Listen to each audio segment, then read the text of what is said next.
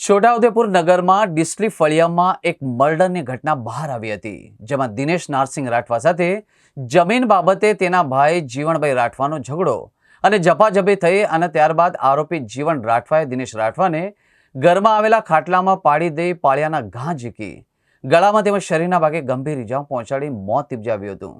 પોલીસે હત્યારા ભાઈ જીવન રાઠવાની ધરપકડ કરી વધુ તપાસ હાથ ધરી છે।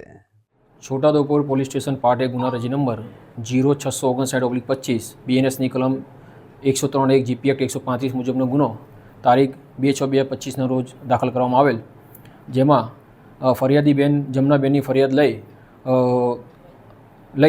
લેવામાં આવેલ, જેની અંદર હકીકત એવી છે કે આ કામના આરોપી જીવણભાઈ નાનસિંહભાઈ રાઠવાના હોય એમના જ ભાઈ દિનેશભાઈ નાનસિંહભાઈ રાઠવાનો જમીન બાબતે ઝઘડો કરી અને પાડિયાના ઘા મારી મૃત નિપજાવેલ। હાલમાં આરોપીની તપાસ ચાલુ છે। આરોપી પોલીસ કસ્ટડીમાં છે।